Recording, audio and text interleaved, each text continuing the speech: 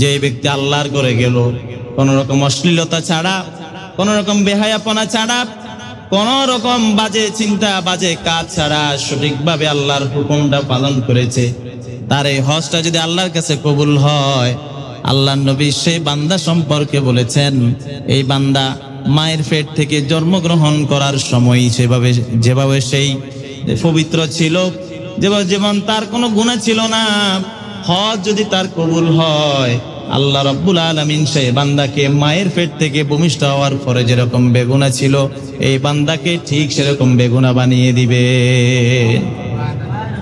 ঠিক বেগুনা হয়ে যাব আমরা। তবে লক্ষ্য রাখতে হবে, আমার আপনার যে সমস্ত কবিরা গুনাহ সমূহ আছে, এই কবিরা গুনাহগুলো থেকে তওবা করে নিতে হবে। অন্যের দেনা পাওনা হক পরিপূর্ণভাবে বুঝিয়ে দেওয়ার পরে, কথা বুঝতে পেরেছেন? আরেকজনের দেনা রাখি গেছেন, আরেকজন আপনার থেকে পাবে, আরেকজনের হক পরিপূর্ণভাবে আদায় করলেন না, কবিরা গুনাহ করছেন, ওয়াদা খেলাপ করছেন, গীবত চগলখুরি থেকে আল্লাহর কাছে তওবা করলেন না, তাহলে কিন্তু এই হাদিস আপনার জন্য নয়। সব কিছু ক্লিয়ার হওয়ার পরে এই হাদিসের ফলাফল আপনার জন্য। শেষ হাদিস, হজের প্রতিদান হলো জান্নাত। আল্লাহর নবী বলেছেন, রাসূল করিম সাল্লাল্লাহু আলাইহি ওয়াসাল্লাম বলেছেন, হযরত আবু হুরায়রা রাদিয়াল্লাহু তাআলা আনহু আল্লাহর নবী থেকে হাদিস খানা বর্ণনা করেছেন, আন নবী হুরায়রা রাদিয়াল্লাহু তাআলা আনহু আন্না রাসূলুল্লাহি সাল্লাল্লাহু আলাইহি ওয়াসাল্লাম قال العمرة إلى العمرة العمرة إلى العمرة كفارة لما بينهما। এক উমরা থেকে আরেক উমরার মাঝখানের সগীরা গুনাহ সমূহ আপনার জন্য কাফারা হয়ে যাবে। এরপর ওয়াল হাজ্জুল মাবরুরু লাইসা লাহু জাযাউন ইল্লাল জান্নাহ, যে ব্যক্তির হজ আল্লাহর কাছে কবুল হবে, হজ্জুল মাবরুরু, যে ব্যক্তির হজ আল্লাহর কাছে কবুল হবে, আল্লাহর নবী বলেছেন এই কবুল হজের প্রতিদান ইল্লাল জান্নাহ, জান্নাত ছাড়া আর কিছু নয়। এই হজের প্রতিদান হিসাবে আল্লাহ তাআলা আপনাকে পরকালে মৃত্যুর পরে জান্নাত দান করবেন। বলুন সুবহানাল্লাহ। ওয়ালিল্লাহি আলান নাসি হিজ্জুল বাইতি মান ইসতাতা ইলাইহি সাবিলা।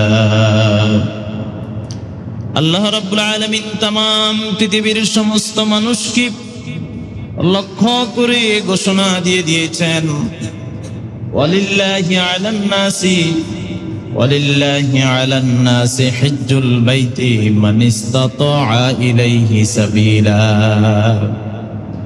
আল্লাহর ঘরের নিকট গিয়ে আল্লাহর ঘরের জিয়ারত করা, আল্লাহর ঘরে হজ আদায় করা, যে সমস্ত মানুষের উপর আল্লাহ রাব্বুল আলামিন সামর্থ্য দিয়েছেন, যাদেরকে অর্থ দিয়েছেন, সম্পদ দিয়েছেন, হজ করার সামর্থ্য দিয়েছেন, ওই সমস্ত মানুষের উপর আল্লাহ তাআলা তার ঘরে গিয়ে হজ করাকে ফরজ করেছেন। সুবহানাল্লাহ। যাদেরকে আল্লাহ সামর্থ্য দিয়েছে এবং অর্থনৈতিকভাবে যারা স্বাবলম্বী, সেই সমস্ত ব্যক্তিদের জন্য আল্লাহর গৃহে গিয়ে, আল্লাহর ঘরে গিয়ে হজ সম্পাদন করা এটা অবশ্যম্ভাবী ইবাদত। নামাজ রোজার মতো হজ গুরুত্বপূর্ণ ইবাদত। আমাদেরকে মনে রাখতে হবে, ইসলামী শরীয়তের 5টি মূল স্তম্ভ, মূল ভিত্তি। এই 5টি স্তম্ভের মধ্যে 2টি স্তম্ভ হচ্ছে আমভাবে সকল, 3টি স্তম্ভ হচ্ছে আমভাবে সকল মানুষের জন্য। সবাই এই 3টি স্তম্ভ অবশ্যই পালন করতে হবে। আল্লাহর বান্দা হিসেবে এই 3টি স্তম্ভকে অবশ্যই স্বীকার করতে হবে, পালন করতে হবে।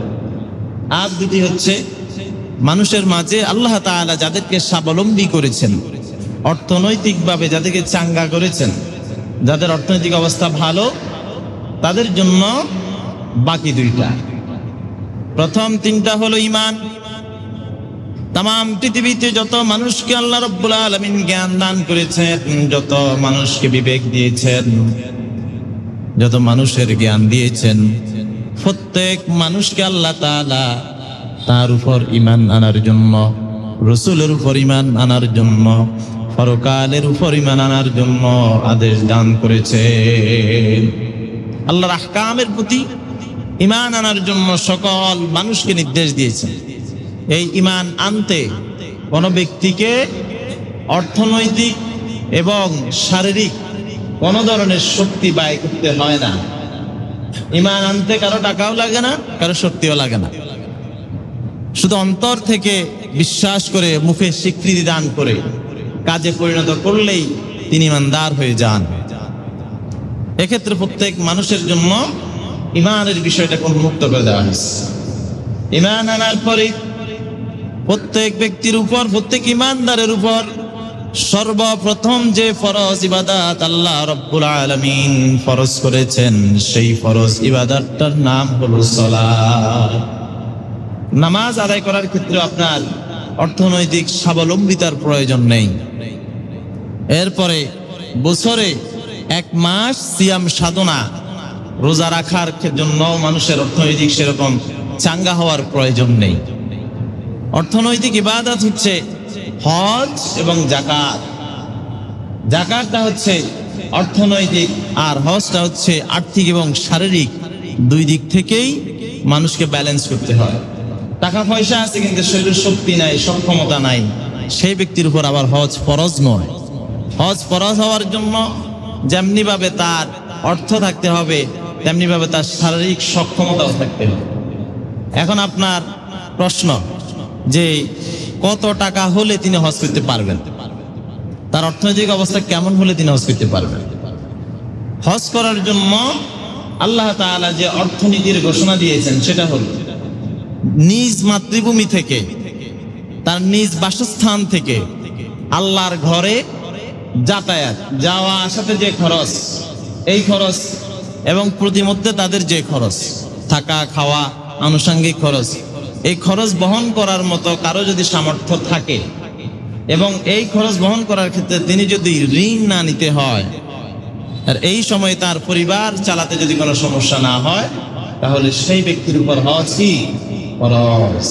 এখন আপনি বলবেন আমার তো নগদ টাকা আছে, আমার তো নগদ টাকা নাই, আমার তো জায়গা জমি আছে, জায়গা জমি থেকে তো আর টাকা আসে না, আমি কেমনে হজ করব? আপনার জায়গা জমি, আপনি টাকাকে তো জায়গা জমি বানায় রেখেছেন, সম্পদ বানায় রেখেছেন। আপনার হাতে নগদ টাকা নাই ঠিকই, কিন্তু যে সম্পদ আছে সেই সম্পদ বিক্রি করলে তো আপনি হজ করতে পারেন, ঠিক কিনা? এই সম্পদ বিক্রি করলে আমি হজ করতে পারি। তো এই যদি সম্পদ বিক্রি করে হজ করতে পারি, তাহলে অবশ্যই সেটা বিক্রি করে হলেও আমাকে এই ফরজ ইবাদত অবশ্যই পালন করতে হবে। হযরত ইব্রাহিম আলাইহিস সালাতু ওয়াস সালাম যখন নূহ আলাইহিস ইসলামের প্লাবন হয়েছিল, নূহ আলাইহিস ইসলামের প্লাবনের পরে বাইতুল্লাহ শরীফকে পুনর্নির্মাণের দায়িত্ব পড়েছে হযরত ইব্রাহিম এবং হযরত ইসমাইল আলাইহিস সালামের উপর। হযরত ইব্রাহিম আলাইহিস সালাতু ওয়াস সালাম তদীয় পুত্র হযরত ইসমাইল আলাইহিস সালাতু ওয়াস সালামকে নিয়ে বাইতুল্লাহ শরীফ সংস্কার করার পরে, পুনর্নির্মাণ করার পরে আল্লাহ রাব্বুল আলামিন হযরত ইব্রাহিম আলাইহিস সালাতু ওয়াস সালামকে নির্দেশ দান করেছেন। কুরআনুল কারীম বলছে, ওয়াআযযিন ফিন-নাসি বিল-হাজ্জি ইয়াতুনাকা রিজালান ওয়া আলা কুল্লি দামিরিন ইয়াতিনা মিন কুল্লি ফাজ্জিন আমিক। আল্লাহ রাব্বুল আলামিন বললেন, ইব্রাহিম ওয়াআযযিন, আপনি ঘোষণা করেন, আপনি আহ্বান করেন, মানুষদেরকে ডাক দেন, মানুষ যেন পায়ে হেঁটে, ঘোড় সাওয়ার হয়ে, ওট সাওয়ার হয়ে, যানবাহন আরোহণ করে আমার এই ঘরে এসে হজের কাজ সম্পাদন করে। ইব্রাহিমকে আল্লাহ তাআলা হযরত ইব্রাহিম ইসলামকে নির্দেশ দিয়েছেন, আপনি মানুষদেরকে ডাক দেন, এই হজের ঘোষণা আপনি দিয়ে দেন, যেন মানুষ পায়ে সাওয়ার হয়ে, ঘোড় সাওয়ার হয়ে, ওট সাওয়ার হয়ে, যানবাহনে সাওয়ার হয়ে আমার ঘরে এসে হজের কাজ সম্পাদন করে।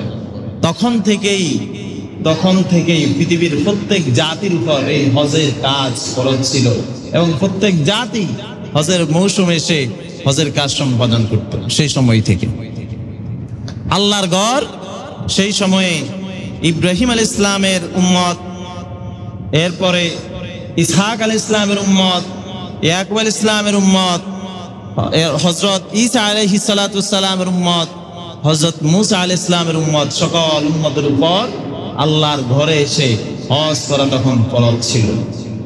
সর্বশেষ বিশ্ব নবী জনাবে মুহাম্মদুর রাসূলুল্লাহ সাল্লাল্লাহু আলাইহি ওয়াসাল্লাম যখন সর্বশেষ আল্লাহর পক্ষ থেকে কালিমার আহ্বান নিয়ে তামাম এই পৃথিবীর বুকে তার আগমন ঘটে।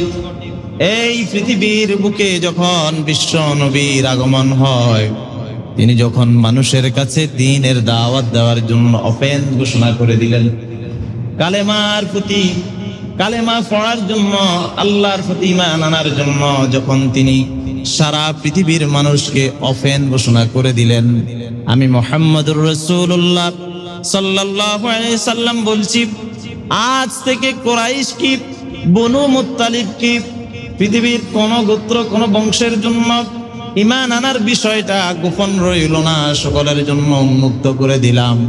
তোমরা যদি এই সময়ের ভিতরে ঈমান না আনয়ন করো, মুহাম্মদুর রাসূলুল্লাহ সাল্লাল্লাহু আলাইহি ওয়াসাল্লাম তোমাদের উপর জিম্মাদার নয়।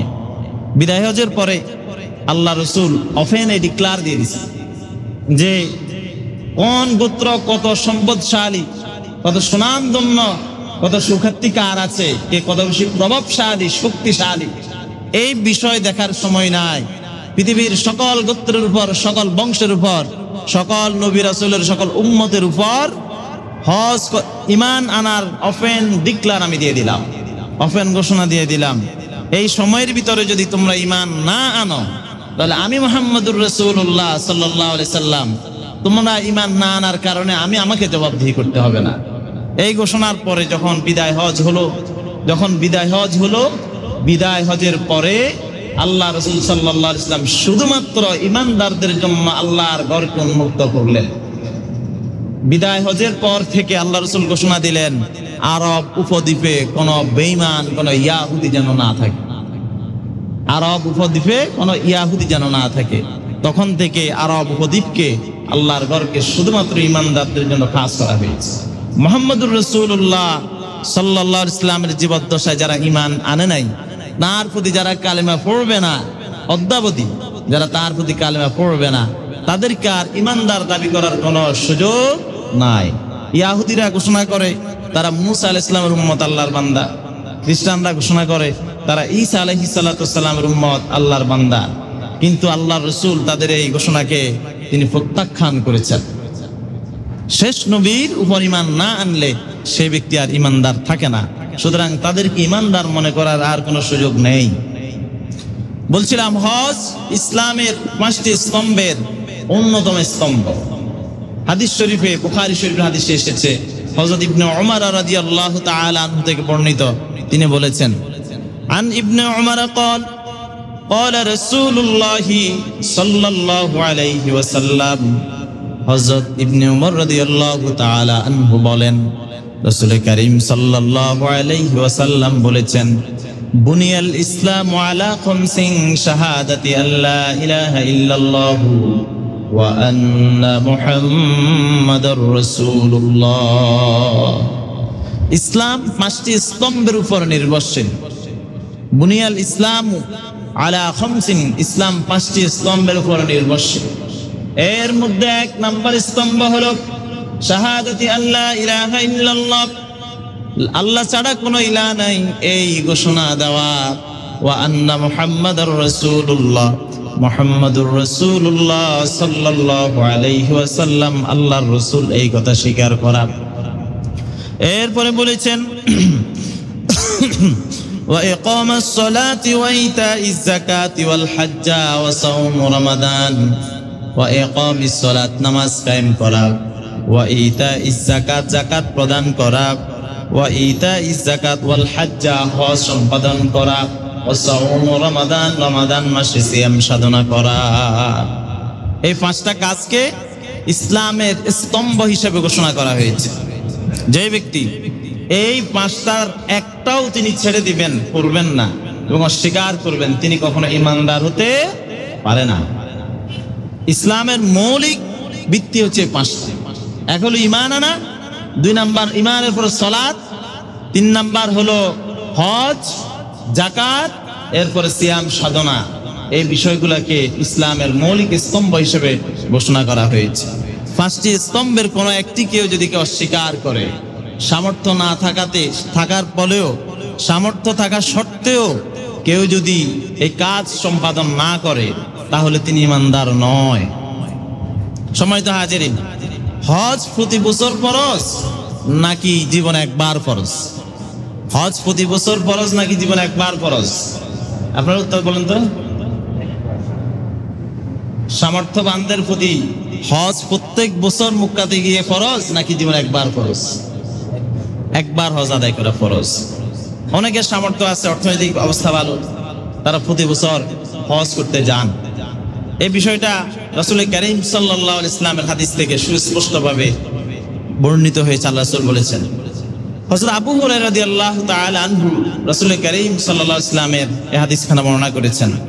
আন আবি হুরায়রা রাদিয়াল্লাহু তাআলা আনহু قال, হযরত আবু হুরায়রা রাদিয়াল্লাহু তাআলা আনহু বলেছেন, খতাবানা রাসূলুল্লাহ সাল্লাল্লাহু আলাইহি ওয়াসাল্লাম ফাকাল, আল্লাহর নবী খুতবা প্রদানকালে তিনি আমাদের সকলকে লক্ষ্য করে বলেছেন, ইয়া আইয়ুহান নাস, ওহে মানব সকল, কদ ফরাদাল্লাহু আলাইকুমুল হাজ্জা ফাহাজ্জু, আল্লাহ রাব্বুল আলামিন তোমাদের উপর হজকে ফরজ করেছেন, সুতরাং তোমরা হজ আদায় করো।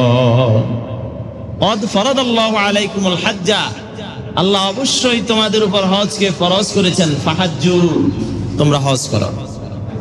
ফাকালা রাজুলুন, একজন সাহাবী দাঁড়িয়ে রাসূলকে প্রশ্ন করলেন, আফি কুল্লি আমিন ইয়া রাসূলুল্লাহ, ওগো আল্লাহর নবী, এই হজ মানুষের উপর কি প্রতি বছর ফরজ নাকি? আফি কুল্লি আমিন ইয়া রাসূলুল্লাহ, ফাসাকাতা হাত্তা ক্বালাহা সালাসান, আল্লাহর নবী তার প্রশ্নের কোনো জবাব দিলেন না, প্রশ্নের উত্তর দিলেন না। তখন তিনি 3 বার পর্যন্ত রাসূলকে প্রশ্ন করলেন, আফি কুল্লি আমিন ইয়া রাসূলুল্লাহ, ওগো আল্লাহর নবী, হজ প্রত্যেক বছর আদায় করতে হবে নাকি? তখন রাসূল করিম সাল্লাল্লাহু আলাইহি ওয়াসাল্লাম বলেছেন, ফাকালা রাসূলুল্লাহ সাল্লাল্লাহু আলাইহি ওয়াসাল্লাম, লাউ কুলতু নাআম লাওয়াজাবাত, আমি যদি হ্যাঁ বলতাম, তোমার প্রশ্নের জবাবে আমি যদি বলতাম নাআম, হ্যাঁ, তাহলে মাস্তাতাতুহুম, তোমাদের উপর প্রতি বছর হজ আদায় করা ফরজ হয়ে যেত, এবং এই হজ প্রতি বছর আদায় করা তোমাদের জন্য কষ্টকর হয়ে যেত। ওয়ালা মাস্তাতাতু, কষ্টসাধ্য হয়ে যেত তোমাদের জন্য। আমি হ্যাঁ বললে এটা তোমাদের উপর ফরজ হয়ে যেত, ওয়াজিব হয়ে যেত, আর এই ফরজিয়াত আদায়ের ক্ষেত্রে তোমরা খুবই কষ্টের মধ্যে পড়ে যেতে। আল্লাহর নবী বলেছেন, ফাইন্নাহা হালাকা মান কানা ক্বাবলাকুম বিকাসরাতি সুআলিহিম, ও আমার উম্মতিরা, ও আমার সাহাবীরা, তোমরা লক্ষ্য করো, তোমরা খেয়াল করো, তোমাদের পূর্ববর্তী বনি ইসরাইল জাতি হযরত মূসা আলাইহিস সালাতু ওয়াস সালামের উম্মতগণ তাদের নবীদেরকে অধিক পরিমাণে অহেতুক প্রশ্ন করার কারণে তারা ধ্বংস হয়ে গেছে। সুতরাং তোমরা অহেতুক প্রশ্ন করা থেকে বিরত থাকো। আমাদের অনেক মুসল্লিরও মনের মধ্যে মনে যে কিছু নাই, এরপরে খোঁচায় খোঁচায় প্রশ্ন করে, মানে উল্টা পাল্টা এদিক সেদিক থেকে বানায়, খালি আটকানোর জন্য। এত প্রশ্ন যে কোথায় থেকে আসে? অহেতুক প্রশ্ন, প্রশ্নটার কোনো প্রয়োজনীয়তা নাই, এটার কোনো গুরুত্ব নাই, এরপরে প্রশ্ন করে। এই জন্য অহেতুক প্রশ্ন করা থেকে বিরত থাকার জন্য রাসূল নিষেধ করেছেন। যেটা আপনার প্রয়োজন না, আপনি সেই প্রশ্ন করে আরেকজনকে বিরক্ত করেন কেন? যে জিনিসটা আপনার জানার প্রয়োজন, আপনার আমল করার প্রয়োজন, আপনি সেই প্রশ্ন করেন। ফাইজা আমারতুকুম বিশাইইন ফাতু মিনহু মাস্তাতাতুম ওয়া ইজা নাহাইতুকুম আন শাইইন ফাদউহু, আল্লাহর নবী বলেছেন, আমি তোমাদেরকে যে সমস্ত কাজসমূহ করার জন্য, যে কাজগুলো করার জন্য আদেশ করেছি, আমার সে আদেশগুলোকে তোমরা আঁকড়ে ধারণ করো, যথাযথভাবে পালন করো, আমার সুন্নাহসমূহকে যথাযথভাবে পালন করো, এবং আমি তোমাদেরকে যেই সমস্ত কাজসমূহ পালন করা থেকে বিরত থাকার জন্য বলেছি, নিষেধ করেছি। আমার সেই নিষেধাজ্ঞা সমূহকে তোমরা যথাযথভাবে পালন করো। আমার নিষেধ থেকে বিরত থাকো। আমি যেটা করার জন্য আদেশ করেছি তা করো। আমি যেটা করা থেকে বিরত থাকার জন্য তোমাদেরকে আদেশ করেছি, নিষেধ করেছি, সেই নিষেধটা তোমরা বর্জন করো। আমার নিষেধাজ্ঞা সূচক কাজ তোমরা করিও না। রাসূল সাল্লাল্লাহু আলাইহি ওয়াসাল্লাম তার আদেশ এবং নিষেধ পালন করার জন্য বলেছেন। সম্মানিত হাজিরিন, কেউ হজ করার নিয়ত করলে, আপনি আপনার সামর্থ্য আছে হজ করবেন, নিয়ত করছেন, হজ করার নিয়ত করলে এই নিয়ত করার কারণে আপনি হজ কখন করবেন? অনেকেই জন্মগতভাবে পয়সাওয়ালা থাকে, অনেকের উপর জন্মগতভাবে কি হজ ফরজ থাকে। জন্মগতভাবে আমি না বলা বোঝাচ্ছি না, তার বাপ দাদার অনেক সম্পদ ছিল, ওয়ারিস সূত্রে তিনি অনেক সম্পদের মালিক, প্রাপ্তবয়স্ক হওয়ার সাথে সাথে তার উপর হজ ফরজ। এরকম সমাজে লোক আছে না নাই? অবশ্যই আছে। বহু মানুষ আছে, তার বাপ দাদা তার জন্য যে সম্পত্তি রেখে গেছেন, ব্যবসায়ের সম্পদ, জায়গা জমির সম্পদ, বিভিন্ন গাড়ি বাড়ির সম্পদ, জমানো টাকা, এই জাতীয় সম্পদ ওয়ারিস সূত্রে অনেকে পেয়ে থাকেন। বাবার ইন্তেকালের পরে সন্তানরা পেয়ে থাকেন। এখন সন্তানের বয়স হয়তো 25 বছর, 30 বছর, 35, 40 এই বয়স। এখন তিনি চিন্তা করেন, এই বয়সে যদি আমি হজ করি বাকি জীবন তো আর আকাম করতে পারতাম না। এই চিন্তা আসে না নাই? এই চিন্তা মানুষের আসে নাকি আসে না? আমি যদি এখন হজ করি এলাই, সামনে আরো কত কিছু বাকি আছে, হেগেন কেমনে করুন, এই চিন্তা করে। বরং যখন আমার দ্বারা আর কোনো পাপ হবে না, আমার দ্বারা যখন আর কোনো পাপ হবে না, আমি যখন আর কোনো পাপের ভাগীদার হতে পারবো না। একজনকে প্রশ্ন করে, তুমি তো আগে সুপারি চুরি করতে, এখন করো না কা? না, আমি সুপারি চুরি ছাড়ি দিছি। তো কিনলে ছাড়ি দিছ? ওই ছাড়ি দিছি কারণ আমার এখন এত বেশি কাশ আসে যে গাছে উঠতাম গেলে কাশ চুরি আসে, শুধু মানুষ শুনি যায় যে আমি চুরি করতে গেছি। কথা বুঝছেন? বাধ্য হয়ে ছাড়ি দিছে। কেমন ছাড়ি দিছে? বাধ্য হয়ে, মানে তার সুপারি চুরি করার কি নাই, তার সক্ষমতা নাই, শক্তি নাই, এই জন্য ছাড়ি দিছে। এখন তার দ্বারা আর কোনো পাপ হবে না। তিনি এখন কারোর শ্রেণী লই দৌড়াইবার মতো তার শক্তি নাই, কারো আইল দখল করার মতো তার শক্তি নাই। এখন তিনি কি করেন, আমি তো বৃদ্ধ হয়ে গেছি, কখন চলে যায়, বাবু হজম তাদের করি আই, এই চিন্তা অনেকে করে। মনে করে আমি বৃদ্ধ বয়সে হজ করব, সারা জীবন ফাপ সাপ করবো, শেষ বয়সে যাই এগুলো আল্লাহর কাছে মাপ নেই আবু। অনেকে এই চিন্তা করেন। যারা এই চিন্তা করেন, আপনাকে আমি বিনয়ভাবে প্রশ্ন করি, বিনীতভাবে আপনাকে আমি জিজ্ঞেস করি, আপনার বাপ, আপনার দাদা, আপনার চাচা, আপনার আশপাশের প্রতিবেশী 60 বছর 70 বছর হায়াত পাইছে, আপনি যে সে হায়াত পাবেন এরকম কোন গ্যারান্টি আছে? অনেকের আছে, অনেকের গ্যারান্টি আছে।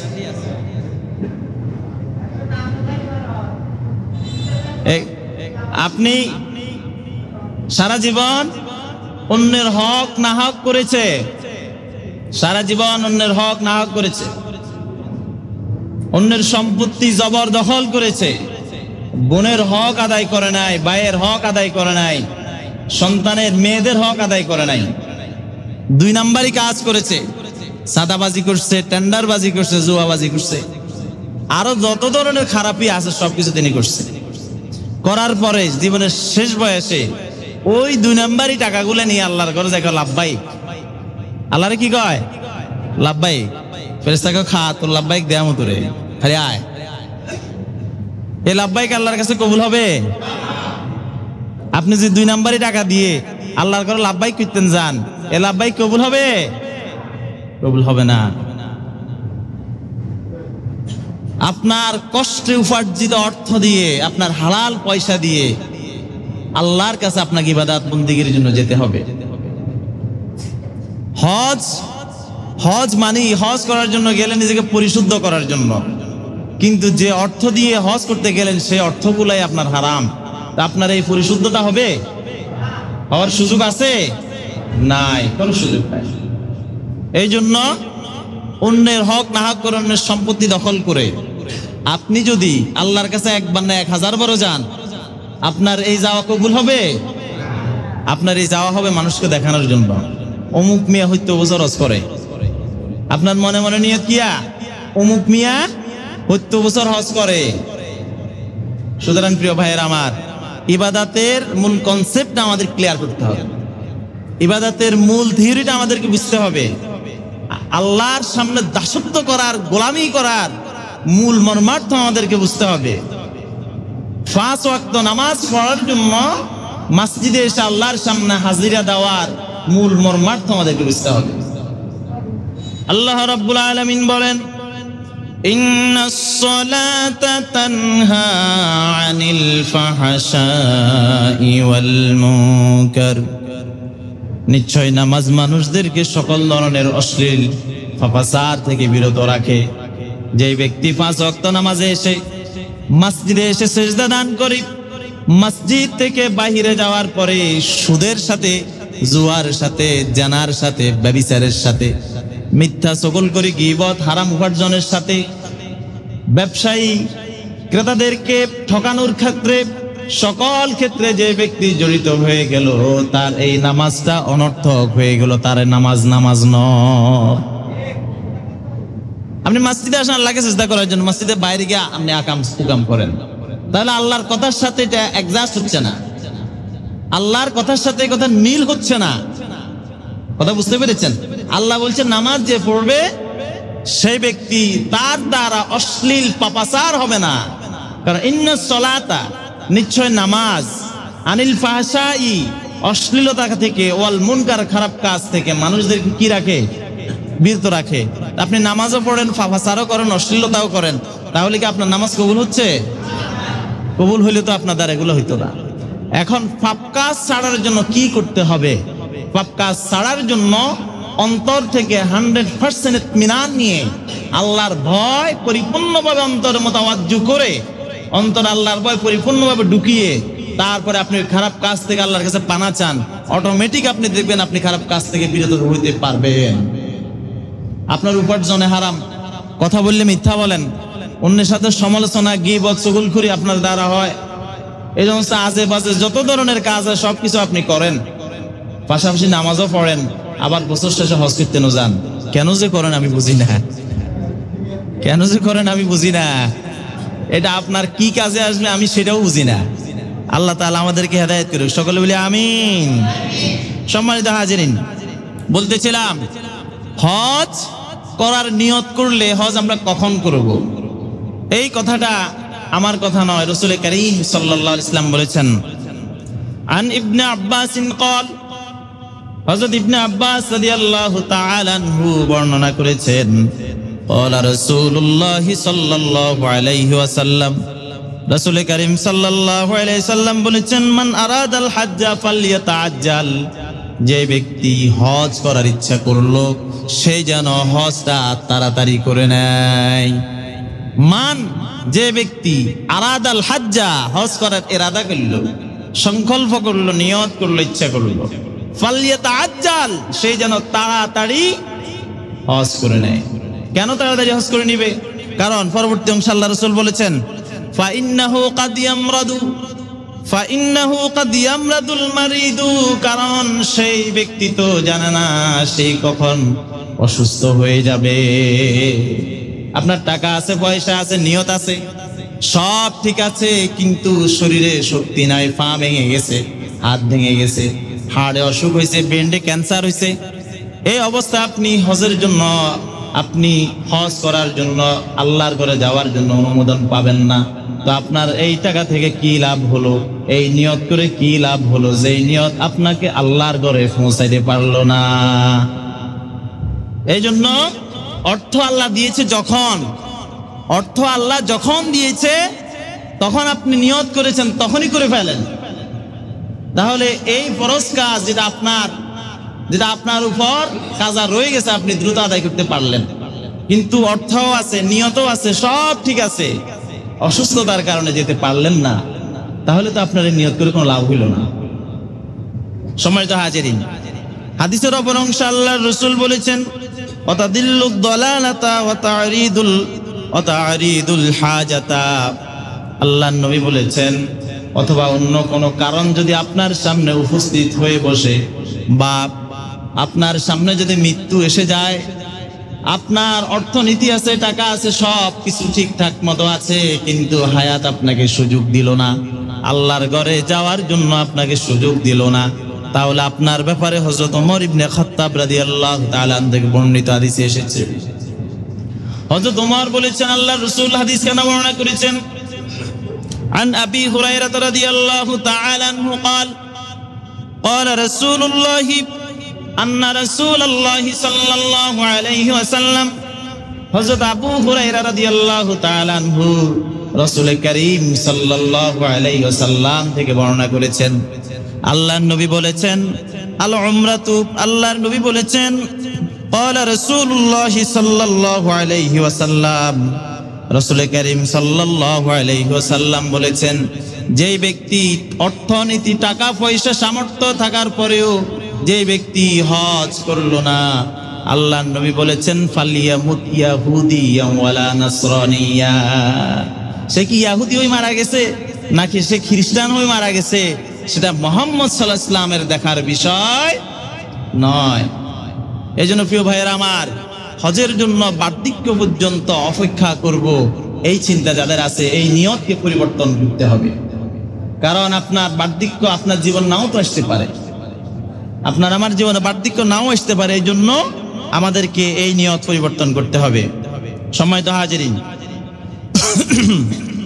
হজের ফজিলত বর্ণনা করতে গিয়ে রাসূল করিম সাল্লাল্লাহু আলাইহি সাল্লাম বলেছেন, আন আবি হুরায়রা রাদিয়াল্লাহু তাআলা আনহু, হযরত আবু হুরায়রা রাদিয়াল্লাহু তাআলা আনহু বর্ণনা করেছেন, ক্বালা রাসূলুল্লাহ সাল্লাল্লাহু আলাইহি ওয়াসাল্লাম, রাসূল করিম সাল্লাল্লাহু আলাইহি ওয়াসাল্লাম বলেছেন, মান হাজ্জা লিল্লাহি, যে ব্যক্তি আল্লাহর হুকুম পালনার্থী, তার সন্তুষ্টির জন্য হালাল পয়সা দিয়ে, হালাল অর্থ দিয়ে দূর দেশ থেকে, নিজ মাতৃভূমি থেকে আল্লাহর ঘরে গিয়ে যে ব্যক্তি হজ করলো, মান হাজ্জা লিল্লাহি, আল্লাহর জন্য, বলেন তো হজ তো আল্লাহর জন্যই, তাহলে হাদিসে কথাটাকে স্পষ্ট, এটা ক্লিয়ার কেন করছে যে আল্লাহর জন্য? আল্লাহর জন্য কেন ক্লিয়ার করছে বলেন তো, কে বলতে পারবেন? নিয়তের মধ্যে অনেকের গোজামিল থাকে, ভেজাল থাকে। নিয়তের মধ্যে কি থাকে? অমুক মিয়া আগামী বছর ইলেকশনে দাঁড়াইবো, হজ না করলেন আমার আগে হাজির সাহেবটা কিনা আলহাজ অমুক মিয়া, এই কথাটা কেমনে না লাগে? সমাজের অমুক মিয়া এত টাকার মালিক, এত পয়সার মালিক, তার নামের আগে যদি আলহাজটা না থাকে তাহলে কেমন দেখা যায়? কারণ যদি তাকে কেউ আলহাজ বলবে, তার নিয়তে যেন এই চিন্তা না থাকে, এই নিয়ত যেন তার না থাকে, সেজন্য হাদিসে আল্লাহর রাসূল এই কথা ক্লিয়ার করেছেন, স্পষ্ট করেছেন। এই জন্য আল্লাহর ঘরে যারা গিয়েছেন, যারা যাবেন, তাদেরকে নিয়তটা ক্লিয়ার করতে হবে। আপনার নিয়ত ঠিক করতে হবে আগে। নিয়ত না ঠিক করলে কষ্ট করে টাকা খরচ করে যাবেন, 7-8 লক্ষ টাকা খরচ করে এখান থেকে ওখানে উড়ে যাবেন, সেখানে 1 মাসের এই রৌদ্রের মধ্যে দৌড়াদৌড়ি, এত কষ্ট, সব কিছু নিষ্ফল হয়ে যাবে। এবং রিয়ার কারণে, লৌকিকতার কারণে এই হজ আপনার জন্য জাহান্নামের কারণ হবে। বলুন নাউজুবিল্লাহ। সম্মানিত হাজিরিন, আল্লাহর নবী বলেছেন, মান হাজ্জা লিল্লাহি, যে ব্যক্তি আল্লাহর সন্তুষ্টির জন্য, তার হুকুম পালনার্থী হজ করার জন্য যাবে, আর সেখানে গিয়ে ফালাম ইয়ারফুস, ফাফাসার করবে না। ফালাম ইয়ারফুস, সেখানে গিয়ে ফাফাসার মানুষ কেমনে করে? ফাফাসা আল্লাহর করে গিয়ে ফাফাসারি কেমনে করে? ফাফাসারি আসে নাকি? আসে আসে আসে। আল্লাহর ঘরে গিয়ে ফাফাসারি মানুষ করে। 1 নাম্বার, যে মুআল্লিমের সাথে আপনি গেছেন, এখনকার যে সমস্ত মুআল্লিম, অধিকাংশ, সবাই না, অনেক ভালো আছেন, কিন্তু অধিকাংশ ক্ষেত্রে মুআল্লিমরা যারা হাজিদের সাথে 2 নাম্বারই করে। আপনাকে হেরেমের পাশে থাকতে দিবে বলে 3 কিলোমিটার দূরে মেসফালায় রাখে, আপনাকে একেবারে মসজিদে জিনের কাছে নিয়ে রাখে, তারপরে আপনাকে মসজিদে মুআল্লার কাছে নিয়ে রাখে। আপনার সাথে কথা হয়েছিল, আপনাকে জাওয়াল ওমর পাশে রাখবে, কবুতর চত্বরের পাশে রাখবে, সেখানে রাখে কোথায় 3 কিলোমিটার দূরে রাখে। তো সেখান থেকে আপনি আসতে আসতে আপনার অবস্থা খারাপ হয়ে যায়। আপনি 5 ওয়াক্ত নামাজ ইচ্ছা করলেও হেরেম শরীফে পড়তে পারেন না। তখন কি করে? যারা এরা সেখানে, যারা মেজাজের ভারসাম্য রাখতে পারে না, সেখানে যার অভ্যাস যেরকম, যার ব্যবহারের অভ্যাস যেরকম, তিনি সেরকম ব্যবহার শুরু করে দেয়। এই জন্য পবিত্র ভূমিতে, পবিত্র গৃহে আপনার মতো করে আপনি ব্যবহার করলে আল্লাহর ঘরের পবিত্রতা রক্ষা হয় না, সেটা অপবিত্র আল্লাহর ঘরকে আপনার ব্যবহার দ্বারা আপনি অপবিত্র করে ফেলতেছেন। ঘর তো আল্লাহর পবিত্র আছে, কিন্তু আপনার ব্যবহারটা সেই ঘরের সাথে এটা মানানসই নয়। আল্লাহর ঘরের সাথে আপনার সেই ব্যবহার মানানসই নয়। এই জন্য সেখানে গেলে মানুষ হরেক রকমের সমস্যার সম্মুখীন হয়। আপনাকে বলছে সকালবেলা ডিম দিবে 2টা, আপনি পাইছেন 1টা, এই লাগিয়ে বসছেন, আমরা ডিম 2টা দিলে না কেন? আপনাকে বলছিল দুপুরবেলা ওটের গোস্ত দিবে, দিছে ছাগলের গোস্ত তখন আপনি লাগিয়ে বসছেন। এই জন্য আপনার অধিকার আদায়ের জন্য আপনি মার্জিত ভাষায় শালীন ভাষায় প্রতিবাদ করবেন, কথা বলবেন ঠিকই, কিন্তু মেজাজের ভারসাম্য রক্ষা করতে হবে। কোন রকম আল্লাহর ঘরের যেন পবিত্রতা অসম্মান না হয়, আল্লাহর পবিত্র ভূমির অসম্মান না হয়, সেই জন্য সেখানে গিয়ে খারাপ ব্যবহার কারোর সাথে করার সুযোগ নাই। খারাপ ব্যবহার আপনি করতে পারবেন না। এরপরে সেখানে নারী পুরুষ সমানভাবে আল্লাহর এই গৃহে সেখানে সমানভাবে সকলের জন্য এটা উন্মুক্ত। ওইখানে গেলে আপনার নারীদেরকে নেকাব করে থাকতে হবে এই বিধান নাই। সেখানে হাসরের ময়দানের মতো আপনার সামনে সব উন্মুক্ত। কোন পুরুষের মনে যেন বাজে চিন্তা না আসে, এই বিষয়টা খেয়াল রাখতে হবে। কারণ আপনাকে সেই হাদিস মনে রাখতে হবে, আল্লাহর পবিত্র ঘরের মধ্যে এক যুবক আর এক যুবতীর সাথে জেনাহি লিপ্ত হয়েছে। এটা জাহিলি যুগের আগে, রাসূল করিম সাল্লাল্লাহু আলাইহি ওয়াসাল্লামের জন্মের আর বহু আগে। তখন সেই অবস্থায় তাদেরকে, ওই যুবক যুবতীকে সেই অবস্থায় আল্লাহ তাআলার হুকুমে পাথর বানিয়ে দেওয়া হয়েছে। কথা বুঝেছেন? ওই অবস্থায় তাদেরকে পাথর করে রাখা হয়েছে, তারা সেইভাবে পাথর হয়ে যুগের পর যুগ সেখানে ছিল। এই জন্য কোন মানুষ, কোন মুসলমান আল্লাহর গৃহে যাওয়ার পরে, সেখানে বাংলাদেশের মানুষ আর বিশ্বের বিভিন্ন দেশের মানুষ এক না। এক এক দেশের মানুষের গঠন, এক এক দেশের মানুষের রং ডক এক এক রকম। আপনি সেখানে গিয়ে আরেকজনের রং, তার শারীরিক কাঠামো, তার গঠন, তার সৌন্দর্য, এগুলো দেখার জন্য তো আপনি যাচ্ছেন না। আপনি যাচ্ছেন কি জন্য? আল্লাহর ঘর জিয়ারতের জন্য, আল্লাহর হুকুম পালন করার জন্য। আপনার মনের মধ্যে যেন শয়তান এরকম কোনো ওয়াসওয়াসা না দেয়, এই বিষয়টা অবশ্য খেয়াল রাখতে হবে। এই জন্য আল্লাহ রাসূল বলেছেন কি, ফালা ইয়ারফুস, আল্লাহর নবী বলেছেন ফালাম ইয়ারফুস ওয়ালাম ইয়াফসুক রাজা কামা ওয়ালাদুহু উম্মুহু। যে ব্যক্তি আল্লাহর ঘরে গেল কোন রকম অশ্লীলতা ছাড়া, কোন রকম বেহায়াপনা ছাড়া, কোন রকম বাজে চিন্তা, বাজে কাজ ছাড়া সঠিকভাবে আল্লাহর হুকুমটা পালন করেছে, তার এই হজটা যদি আল্লাহর কাছে কবুল হয়, আল্লাহর নবী সেই বান্দা সম্পর্কে বলেছেন, এই বান্দা মায়ের পেট থেকে জন্মগ্রহণ করার সময় যেভাবে সেই পবিত্র ছিল, যেমন তার কোনো গুনাহ ছিল না, হজ যদি তার কবুল হয়, আল্লাহ রাব্বুল আলামিন সেই বান্দাকে মায়ের পেট থেকে ভূমিষ্ঠ হওয়ার পরে যেরকম বেগুনা ছিল, এই বান্দাকে ঠিক সেরকম বেগুনা বানিয়ে দিবে। ঠিক বেগুনা হয়ে যাব আমরা। তবে লক্ষ্য রাখতে হবে, আমার আপনার যে সমস্ত কবিরা গুনাহ সমূহ আছে, এই কবিরা গুনাহগুলো থেকে তওবা করে নিতে হবে। অন্যের দেনা পাওনা হক পরিপূর্ণভাবে বুঝিয়ে দেওয়ার পরে, কথা বুঝতে পেরেছেন? আরেকজনের দেনা রাখি গেছেন, আরেকজন আপনার থেকে পাবে, আরেকজনের হক পরিপূর্ণভাবে আদায় করলেন না, কবিরা গুনাহ করছেন, ওয়াদা খেলাপ করছেন, গীবত চগলখুরি থেকে আল্লাহর কাছে তওবা করলেন না, তাহলে কিন্তু এই হাদিস আপনার জন্য নয়। সব কিছু ক্লিয়ার হওয়ার পরে এই হাদিসের ফলাফল আপনার জন্য। শেষ হাদিস, হজের প্রতিদান হলো জান্নাত। আল্লাহর নবী বলেছেন, রাসূল করিম সাল্লাল্লাহু আলাইহি ওয়াসাল্লাম বলেছেন, হযরত আবু হুরায়রা রাদিয়াল্লাহু তাআলা আনহু আল্লাহর নবী থেকে হাদিস খানা বর্ণনা করেছেন, আন নবী হুরায়রা রাদিয়াল্লাহু তাআলা আনহু আন্না রাসূলুল্লাহি সাল্লাল্লাহু আলাইহি ওয়াসাল্লাম قال العمرة إلى العمرة العمرة إلى العمرة كفارة لما بينهما। এক উমরা থেকে আরেক উমরার মাঝখানের সগীরা গুনাহ সমূহ আপনার জন্য কাফারা হয়ে যাবে। এরপর ওয়াল হাজ্জুল মাবরুরু লাইসা লাহু জাযাউন ইল্লাল জান্নাহ, যে ব্যক্তির হজ আল্লাহর কাছে কবুল হবে, হজ্জুল মাবরুরু, যে ব্যক্তির হজ আল্লাহর কাছে কবুল হবে, আল্লাহর নবী বলেছেন এই কবুল হজের প্রতিদান ইল্লাল জান্নাহ, জান্নাত ছাড়া আর কিছু নয়। এই হজের প্রতিদান হিসাবে আল্লাহ তাআলা আপনাকে পরকালে মৃত্যুর পরে জান্নাত দান করবেন, বলুন সুবহানাল্লাহ। এই জন্য সম্মানিত হাজিরিন, যাদেরকে আমাদেরকে আল্লাহ তাআলা অর্থনৈতিক সচ্ছলতা দান করেছেন, হালালভাবে হালাল সম্পদ দিয়ে আমরা আল্লাহর রাস্তায় হজ করার জন্য সব সময় প্রস্তুত থাকবো এবং নিয়ত রাখবো। আল্লাহ তাআলা যেন আমাদের নিয়তকে কবুল করেন, সকল বলে আমিন। আর একটা বিষয় খেয়াল রাখতে হবে, যারা সামর্থ্যবান এখনো হজ করেন নাই, আপনি যদি এই অবস্থায় মারা যান তাহলে আল্লাহর একটা হুকুম না পালন করা অবস্থা আপনি চলে গেলেন। আল্লাহ রাসূল আপনাকে ইয়াহুদি এবং খ্রিস্টানদের তালিকাভুক্ত করেছেন। আল্লাহ রাসূল আপনাকে কি ইয়াহুদি এবং খ্রিস্টানদের তালিকাভুক্ত করেছেন। এই জন্য অর্থনৈতিক সচ্ছলতা যাদের আছে আল্লাহ তাআলা যেন আমাদের সকলকে হজ করার তৌফিক দান করেন। সকলে বলে আমিন। ওয়া মা আলাইনা ইল্লাল বালাগ। যারা ক্বাবলাল জুমা পড়েন